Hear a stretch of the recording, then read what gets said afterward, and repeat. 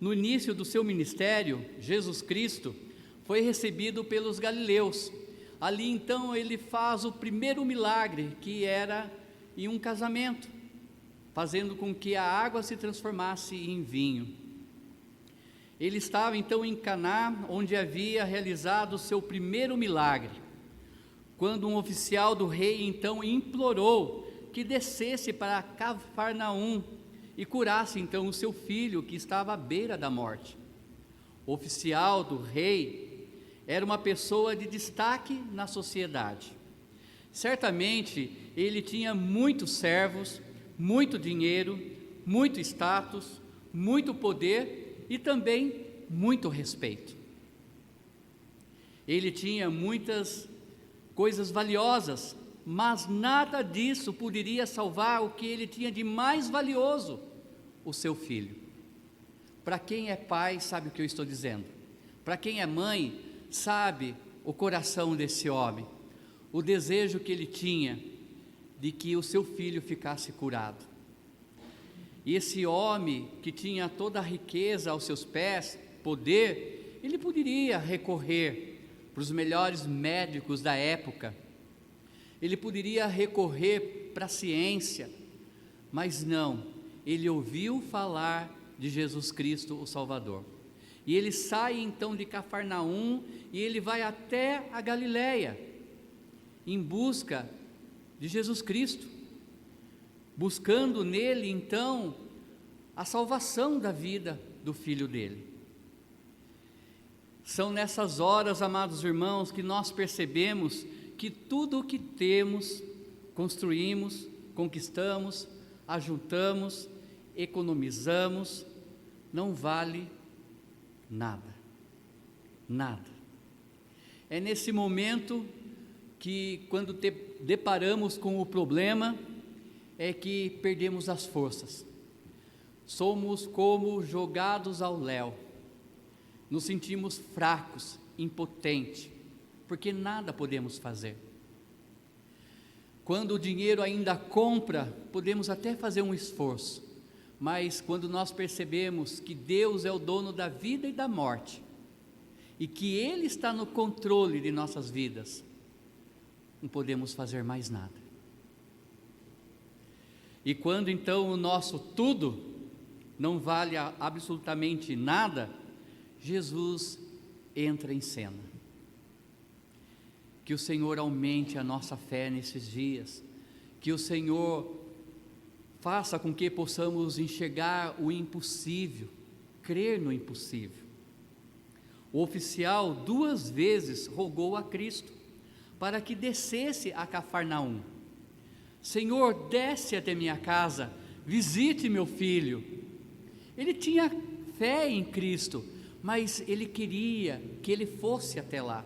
Talvez ele ouviu o que Cristo fez, talvez ele sabia que Cristo realmente tinha esse poder de curar as pessoas, talvez ele tenha ouvido falar de algo que aconteceu, talvez ali naquele casamento, como ele fez aquela água ser transformada em vinho. Além de pedir a cura do filho, aquele oficial também estava estabelecendo a forma de cura. Queria que Cristo fosse à casa e curasse o seu filho. Amados, muitas e muitas vezes, nós fazemos o mesmo. Queremos dizer a Deus como Ele deve proceder para nos ajudar. Queremos estabelecer, traçar, mostrar, falar de que forma Deus deve agir nas nossas vidas. Muitas vezes em nossas orações nós colocamos a forma como Ele deve fazer. Aquele homem estava clamando para que Jesus fosse até a casa dele, achando que com a presença de Jesus Cristo, com o pôr das mãos dele sobre aquele corpo, o filho dele ficaria curado. Às vezes nós somos como esse homem, ou até pior, como Tomé, temos que ver para crer, temos que ver Deus fazendo o que queremos ver. Que Deus mude o nosso coração, mas muitas vezes em nossas orações, em nossas petições, é nós que ditamos as regras para Deus, e queremos que Ele haja conforme a nossa vontade, e não a dele. Mas Deus não age da nossa forma, nem no nosso tempo. Cristo não atendeu ao pedido para descer a Cafarnaum, mas apenas disse: vai, o teu filho vive. A ordem do Senhor Jesus soou de forma estranha para o oficial, que esperava uma cura realizada pessoalmente. Mas, como disse, Deus não faz as coisas da forma como nós pensamos. Os nossos pensamentos não são do Senhor, e o agir de Deus não é como o nosso agir. Ele age de formas diferentes. Ele tem uma atitude completamente diferente da nossa. O que tenho que fazer então é imitar esse homem, esse pai, imitar a atitude daquele oficial. A Bíblia diz que ele creu na palavra de Jesus e partiu. Ele apenas creu. Com relação à salvação não é diferente. Quando eu ouvi pela primeira vez o Evangelho sendo pregado pelos Alexander, pastor Sean, pastor Eduardo, e também pelo pastor Jonathan, um deles me falou: olha, aceitar Cristo, você não vai ouvir uma voz vindo do céu, me aceite como seu Salvador, você não vai ter sonhos dizendo que você vai ser salvo. A salvação é pela fé naquilo que você está ouvindo agora, foram as palavras daqueles homens para mim na época. A palavra de Deus diz que se você se arrepende e crê, você vai ser salvo. Isso é fé, isso é ter fé, crer na palavra, mesmo sem ver o resultado. Mas como eu falei, infelizmente, muitas vezes somos como Tomé, queremos ver para crer, queremos entender por que as coisas não acontecem, sendo que eu pedi, eu clamei e não acontece. Jesus, em sua oração sacerdotal, em João capítulo 17, versículo 20, disse: e não rogo somente por estes, mas também por aqueles que pela tua palavra hão de crer em mim. Um dia eu ouvi a palavra e eu passei a crer. Eu não vi Cristo, nós não vimos Cristo sendo pregado naquele madeiro, morto, sepultado, nós não vimos ele sendo ressuscitado, nós não vimos milagres acontecendo, como aquele homem talvez ouviu, mas a oração de Jesus, podemos contemplar aqui a fé dele, que um dia todo aquele que ouvir a palavra dele será salvo, e isso é maravilhoso. E isso é maravilhoso. A fé, assim era a fé do nosso Senhor Jesus. Rogo somente por esses, não rogo somente por esses, mas também por aqueles que pela tua palavra hão de crer em mim. Em João capítulo 20, versículo 29, Jesus disse-lhe Jesus: porque me viste, Tomé, creste? Bem-aventurados os que não viram e creram. Quem são esses? Nós não precisamos ver para crer. Isso é uma grande bênção. Isso se chama fé. A fé salvídica é diferente daquela fé que impulsiona o mundo, daquela fé que a pessoa tem um objetivo para alcançar e alcança. A fé salvídica é completamente diferente e fala lá em Efésios 2, 8, 9: porque pela graça sois salvos por meio da fé. E isso não vem de vós, é dom de Deus, não vem de obras, para que ninguém se glorie. Isso é fé. Alguém pregou o Evangelho para você, você não ouviu vozes, você não teve sonhos, nada estrondoso aconteceu, sepulcro nenhum foi aberto e pessoas saíram andando, o céu não escureceu, apenas cremos. apenas acreditamos que a palavra de Deus é a verdade. Amém? Conhecereis a verdade e a verdade vos libertará, diz a palavra de Deus. Sempre eu estou enfatizando, falando, irmãos, olhem com os olhos da fé, creiam que essa cadeira tem nome. Tu crê nisso? Tem fé? Que essa cadeira tem nome? Tem. Assim como Cristo, na sua oração sacerdotal, disse: Pai, eu não oro somente por esses, mas por aqueles que ouvirão a minha palavra e crerão. Também tenho fé que essas cadeiras têm nome. Eu tenho fé que a igreja Vitória vai alcançar almas para a honra e glória de Cristo. Eu tenho fé que o meu irmão mais velho, Hélio, Newton, Marili, José Carlos, um dia há de aceitar Cristo como Senhor e Salvador. Obrigado. Eu tenho fé nisso. Você tem fé que um dia Deus vai alcançar o teu cônjuge? Você tem fé que um dia Deus vai alcançar teu filho, a tua filha, o teu vizinho? Isso é fé. Fé é algo que nós não vemos, até mesmo algo que nós não podemos palpar. De fato, isso é que aquele homem presenciou. Crer na palavra, mesmo sem ver o resultado. Lembrando que ele era de Cafarnaum e ele estava na Galileia. Um homem assim como ele, provavelmente, nas entrelinhas da palavra de Deus, podemos imaginar ele indo resolver também certos problemas na Galileia. Um homem rico, com certeza, tinha afazeres.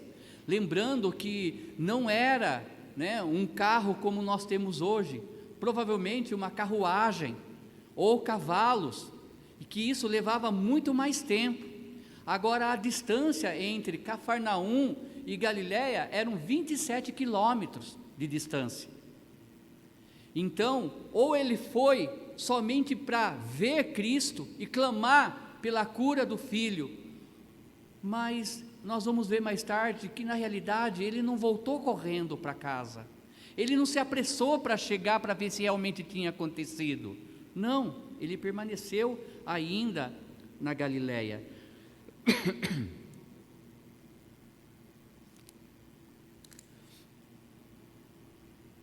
Fé, sempre tenho enfatizado, irmãos, olhem com os olhos da fé, creia, acredite. O povo israelita, amados irmãos, quando saíram do Egito e os seus inimigos atrás deles, eles deparam com o Mar Vermelho, um beco sem saída. Muitas vezes Deus nos leva para esses lugares até mesmo para testar a nossa fé, ou simplesmente para mostrar: olha, eu estou aqui, clame a mim, eu estou pronto para fazer milagres em tua vida. Não foi diferente com aquele povo. Eles com medo, assustado, olhando o inimigo se aproximando e o mar à frente. E a ordem de Deus qual foi? Marche. Como marchar nas águas? Como caminhar para frente? É ali quando nós não achamos mais a solução. Naquele momento, quando estamos em becos que não há saída, é que Deus mostra o seu poder. Sadraque, Mesaque e Abednego, em Daniel 3,17, ali o rei, ele pede para fazer uma estátua dele, e a ordem era que todos, quando tocasse a música, as trombetas, as harpas, e aí ia os instrumentos sendo tocados, era para todos se ajoelharem diante daquela estátua e adorar o rei. Só que alguns invejosos ficaram sabendo que esses 3 homens de Deus não queriam dobrar os seus joelhos perante aquela imagem. Então eles foram levados diante do rei, e a sentença deles era ser lançados naquela fornalha, que o fogo era tão intenso que não conseguiam se aproximar daquela fornalha. E ali então, em Daniel 3,17 diz: eis que o nosso Deus, a quem nós servimos, é que nos pode livrar. Ele nos livrará da fornalha de fogo ardente, e da tua mão, ó Rei. Aonde está a nossa fé? Em Deus. Aonde está a nossa fé com relação a essa pandemia, a esse vírus? Em Deus. Temos que crer, ter fé, que Ele está no controle dessa situação e no controle da nossa vida também. Diz aqui na palavra de Deus que o rei pediu para os melhores soldados deles, então eles amarraram aqueles homens, e esses soldados, quando foram jogar, esses soldados morreram queimados na hora, porque era tão forte o fogo, que mataram todos eles, e aqueles 3 homens foram lançados naquela fornalha. E ali então, quando o rei começou a observar de longe, ele percebeu que não eram somente 3, e sim 4 pessoas andando normalmente sobre o fogo. E ele falou que aquela 4ª pessoa, ela era semelhante ao Filho de Deus. Nós sabemos que era Jesus Cristo. Fé, antes de acontecer, eles falaram: eis que o nosso Deus, a quem nós servimos, é que nos pode livrar. Ele nos livrará da fornalha de fogo ardente. Que fé, que fé! Creram antes de serem lançados, sabendo que Deus iria estar com eles. E esteve, literalmente. Cristo andou entre eles naquele momento. Será que seria diferente conosco? Não, porque Deus, Ele é imutável, Ele não muda. E Jesus Cristo disse que Ele estará conosco até a consumação dos séculos. Com certeza. Deus diz em Hebreus 11:6, sem fé é impossível agradar a Deus. Sem fé é impossível agradar a Deus. O oficial não mais rogou a Cristo que descesse a Cafarnaum, mas partiu seguro de que o seu filho estava curado, que o seu filho fora curado.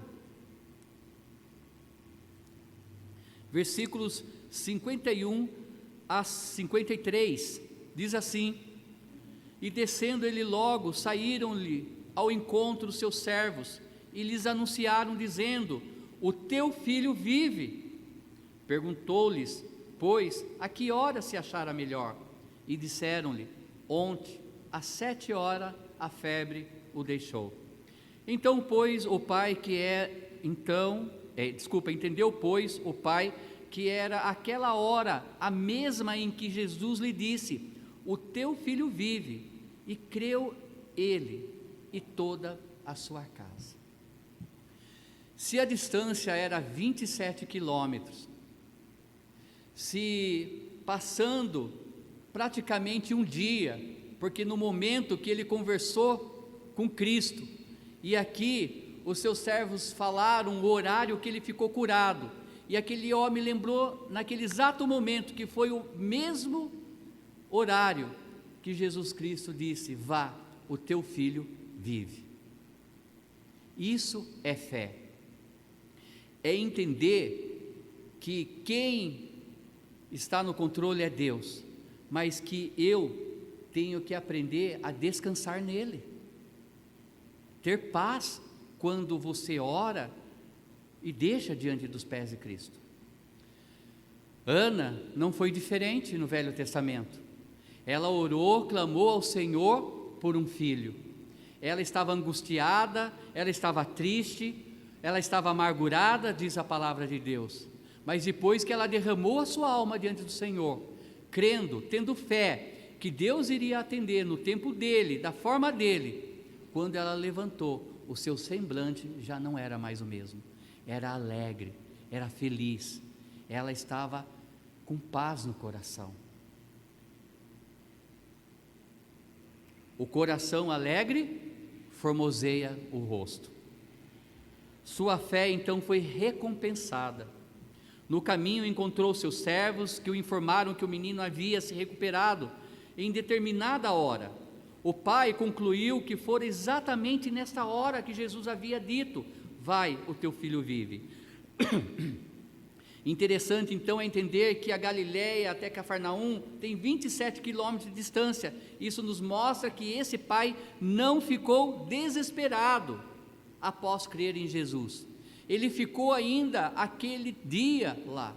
Ele resolveu o que tinha que resolver e voltou só no outro dia para sua casa. Fé também é descansar nas promessas de Deus, é acalmar o coração, é aquietar.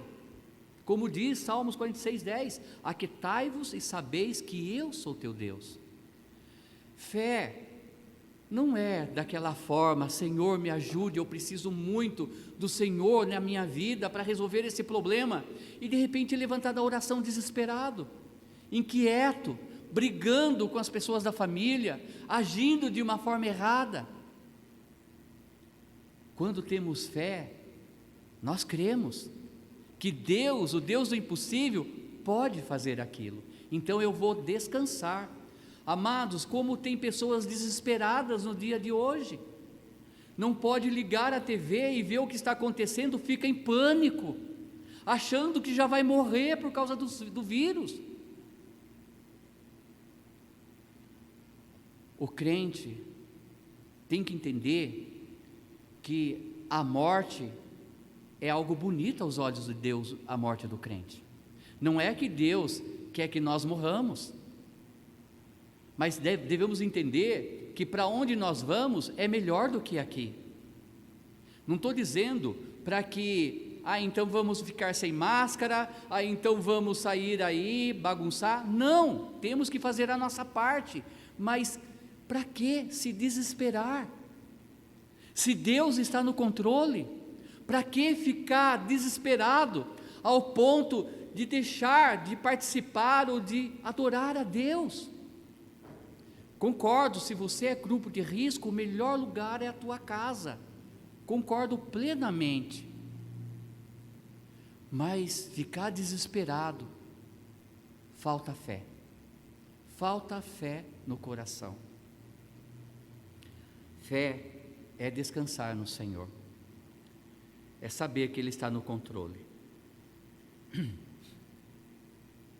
Sempre a resposta de Deus para as nossas petições pode ser então de 3 formas que nós já conhecemos: sim ou não, ou até mesmo espere. Mas as 3 formas é a melhor resposta para nós, seja um sim, seja um não, ou seja um espere. Mas vai esperar, tenha calma, tenha paz, mude o seu semblante, demonstre confiança, demonstre fé. Devemos fazer igual o salmista diz lá em Salmos 37:5: entrega o teu caminho ao Senhor, confia nele e Ele o fará. Entrega, confia e descansa. Como eu falei, se eu tirar a minha carta de piloto, de qualquer jeito, ou melhor, eu comprar a minha carta de piloto, e eu comprar um avião, e convidar toda a igreja para passear comigo, vocês vão? Não vão. Não vão confiar em mim. Mas nós devemos entender que Deus está no controle da nossa vida. Ele é o piloto. Amém? Isso me faz lembrar também no mar da Galileia, quando estava Pedro e alguns outros discípulos, e aí então Jesus Cristo, ele começa a andar sobre as águas em direção deles, eles ficam assustados, achando que era um fantasma, começam a gritar, e de repente Jesus acalma aqueles homens, dizendo: sou eu, calma. Jesus Cristo então, antes de chegar, Pedro fica maravilhado com aquilo, e ele quer fazer igual Cristo: Senhor, me chama que eu vou contigo. E aí então, Pedro começa a andar sobre as águas, e ele fica maravilhado com aquilo, só que aquele mar estava revolto, e eles começam a olhar para o lado, Pedro começa a olhar para o lado, e começa a afundar, E Jesus Cristo então pega ele pela mão e coloca ele de pé aonde? Na água, porque um estava ainda no barco. E os dois caminham até o barco, sobre as águas. Se tirarmos os nossos olhos de Cristo, se olharmos para o mundo, para os problemas, e ficar focando neles, nós vamos naufragar. E muitas vezes a nossa fé vai naufragar. Nossa fé vai diminuir. Não olhe para o lado, olhe para Cristo, amém? Ele está no barco, Ele está cuidando de nós. Em uma outra ocasião também, depois de orarem muito, de pregar a palavra de Deus, eles subiram com Cristo no barco, para ir do outro lado do mar da Galileia, e em um certo período da noite, o mar ficou revolto, começaram a ficar preocupados e clamaram pela ajuda de Jesus, porque acharam que iriam naufragar. E Jesus então se levanta e ele acalma a tempestade. E aqueles homens dizem: quem é este que até o mar e o vento obedece a ele? Jesus está no controle, ele está no barco. Aquietai-vos e sabeis que eu sou Deus. Amém? Fé é assim, é algo que ainda não alcançamos, mas confiamos que Deus, no tempo dele, da forma dele, vai nos conceder. Amém? Ou não, mas ainda o não de Deus é o melhor para nossas vidas. Amém? Ah, se Deus ouvisse a voz do jovem Sidney quando orou por algumas moças, né? Antes de casar. Amém. Que Deus tem o melhor para nós. Que Deus tem o melhor no tempo dele e da forma dele. Amém? Vamos orar? Eterno Deus, rogamos, ó Pai, aumenta a nossa fé. Nesses dias, ó Deus querido, em nossas vidas, estamos vendo, ó Pai, pessoas espantadas pelo que está acontecendo, com muito medo, apavoradas, com pânico, ó Deus. Acalme seus corações, aumente nossa fé, ó Pai, para que possamos entender que o Senhor está no controle, que o Senhor está no barco, que o Senhor nos guia, que o Senhor cuida de nós. Aumente a fé, ó Pai, daquela mãe que sofre pelo teu filho, pela tua filha. Aumente a fé, ó Pai, daquele ou daquela que está orando pelo cônjuge, pelo filho descrente, pelo melhor amigo, pela melhor amiga. Nos dê, ó Pai, olhos da fé, que possamos enxergar, ó Pai, o impossível e descansar no Senhor. Nos ajude, ó Pai, a entender que o Senhor age do teu jeito, da tua forma, do teu tempo. Assim, ó Pai, como o Senhor tratou aquele centurião, dizendo em uma distância de 27 quilômetros, que o filho dele já estava curado, que possamos crer, ó Pai, que o Senhor pode, mesmo estando presente, curar as pessoas que estão enfermas do vírus, ó Pai, do Covid. Cremos, ó Deus, que o Senhor pode curar aquele que está com câncer terminal. Cremos que o Senhor pode restaurar a vida até mesmo de um aidético, ó Pai, porque o Senhor é Deus, o Senhor é perito em fazer do nada tudo, de criar do nada o que o Senhor quiser. Nós cremos, ó Pai, que o Senhor está no controle da vida e da morte, e rogamos, ó Deus, para que o Senhor aumente a nossa fé. É essa a nossa petição, em nome de Jesus, amém.